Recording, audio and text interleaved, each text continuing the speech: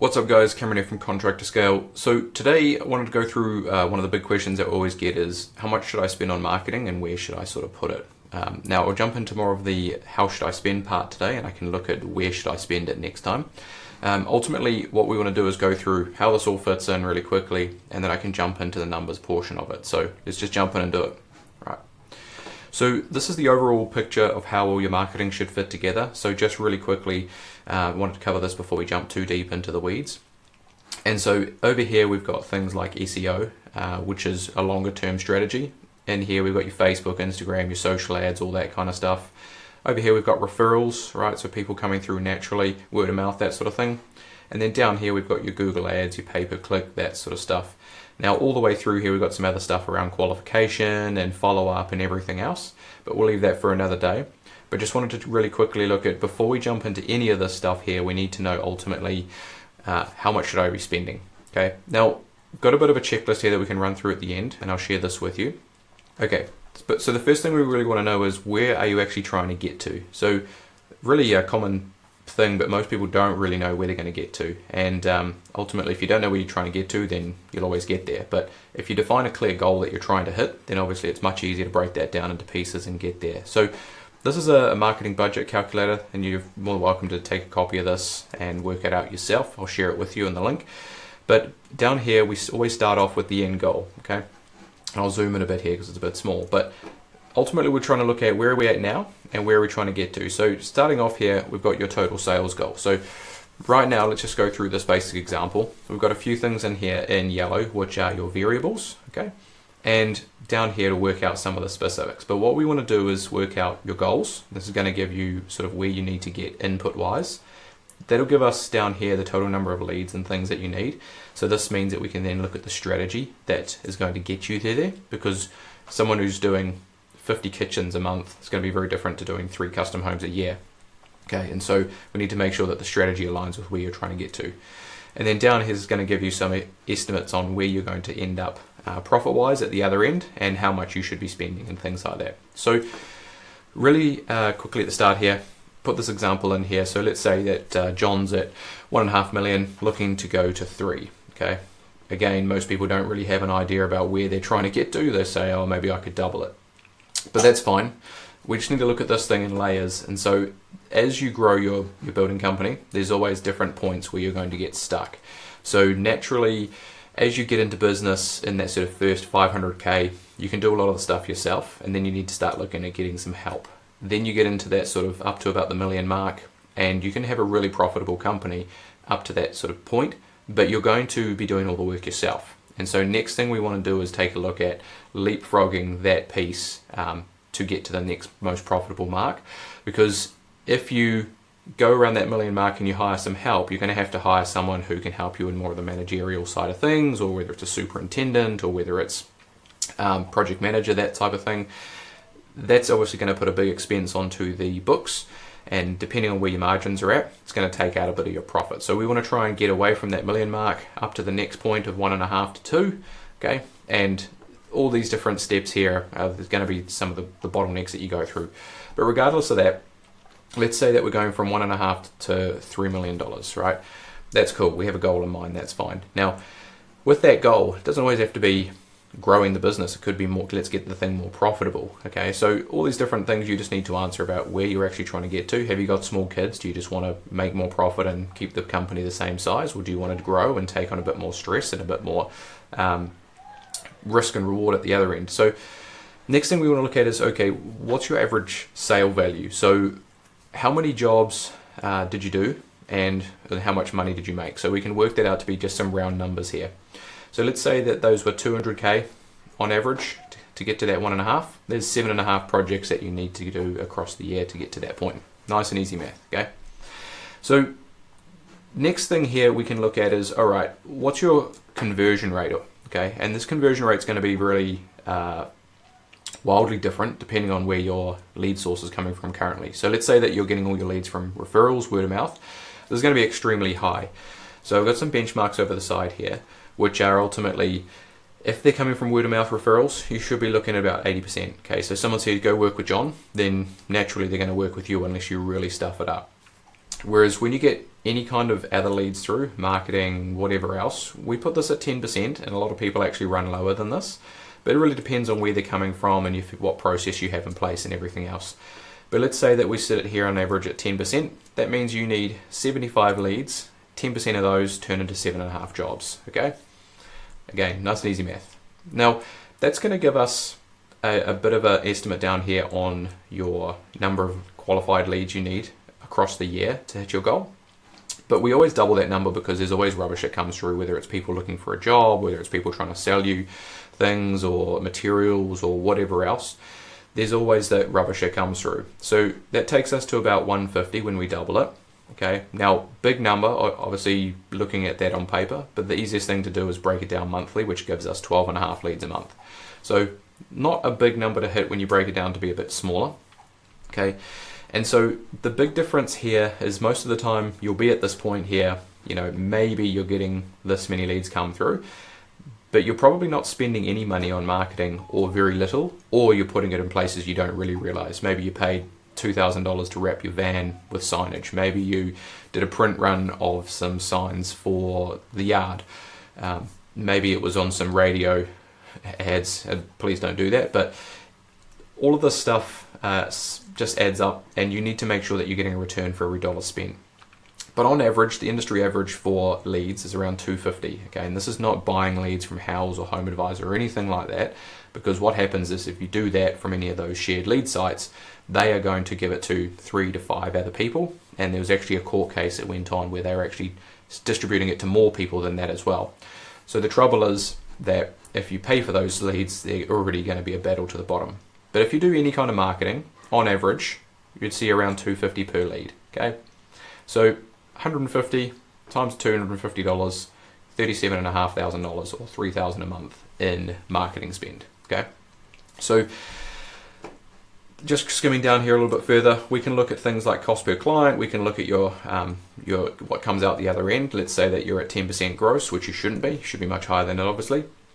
But that'd give you 150k on the bottom end, or a 2-to-1 return on ad spend. So this is not very good. Normally we wouldn't work with people on such a low level down here, because you need to make sure that if you're doing any marketing, that you have enough profit in there to pay yourself and get enough return back on this whole thing. So let's just look at this in another scenario here. Again, we can play with the variables. Let's say that you double that to 3 million.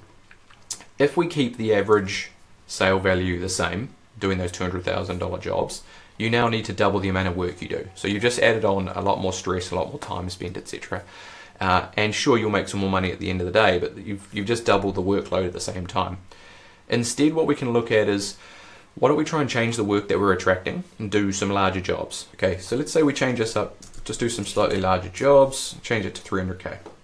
Now we only need to do 10 jobs instead of 15. Okay, so would you much rather do 10 jobs or 15? Well, I'd sure as rather do 5 less jobs, that's for sure. So everything else being the same, if we just increase that average sale a little bit higher, we can do fewer jobs across the year to make the same amount of money. Okay, so first leverage point there. Next thing we want to look at is your average conversion rate, and let's just say that we keep that the same. Let's say that you don't get any better at sales, you don't have anything else in place to help increase that number there. That's fine. Still sticking with that 10%, you need 100 leads to get to that 10 projects. Again, nice and easy math. Now we double that, takes you to 200, okay, or 16.7 across the month. So we're not actually doing much of an increase here as far as your total leads that you need to achieve. Sure, it's going up a bit, but we're looking at it again on the monthly, not too much of an increase. And again, if we just toggle that back, instead of needing 300 leads because we're hitting that 200,000 job, right, going down to 200 leads. So we don't need 100 extra leads in order to hit that goal. Okay, so all of these things are leverage points, and this makes it really, really tricky. For example, running a small, say, fencing business, or a small job business doing just tubs. I spoke to a guy the other day. He was just doing shower installs and tubs. Okay, and I said to him, well, it's going to be really tricky to change that $5,000 average sale and just do more of them, because there's only so many people that need a shower or a tub, and you need to really increase that, otherwise you're just going to get super busy. So instead, maybe look at whole bathroom remodels, and that would actually help to reduce the amount of work that you need to do. So Now we're sitting at this 16.7. Again, if we have this average industry cost per lead in here, that takes you to $50,000 for your total marketing spend, or $4,100 in spend.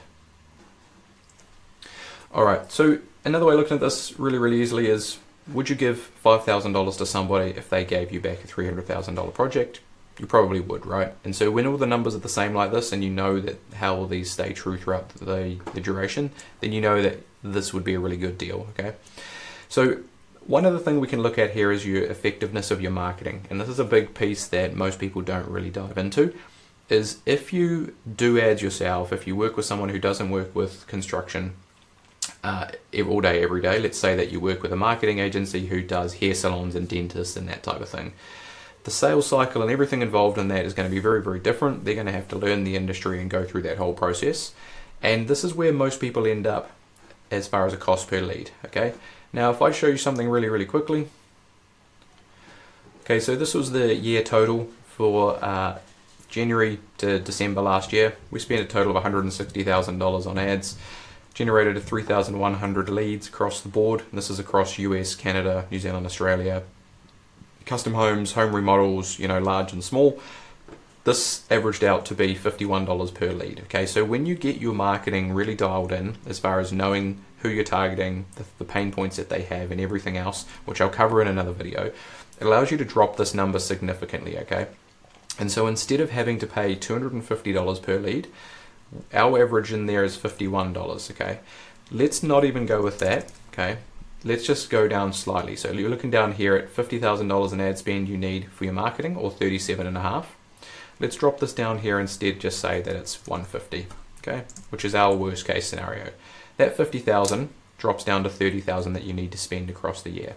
So this is the difference in paying someone, you know, local, cheap, whoever else to do this. Sure, you'll save money on, you know, working with those people and the labor costs and everything else, but you'll end up spending more money on your marketing because it's not as effective as it should be, and instead you're just giving that money away to Mark Zuckerberg or Google or whoever else you're spending with, okay? Same thing over here, if we put that at 150, goes from 37.5 down to 22.5, okay? So this is all about making your marketing more effective, and there's a ton of ways you can do that, which I'll jump into another time. But now, let's say your marketing spend is 30,000, okay? That puts your marketing budget monthly at 2.5 a month in order to hit that goal that you need to hit.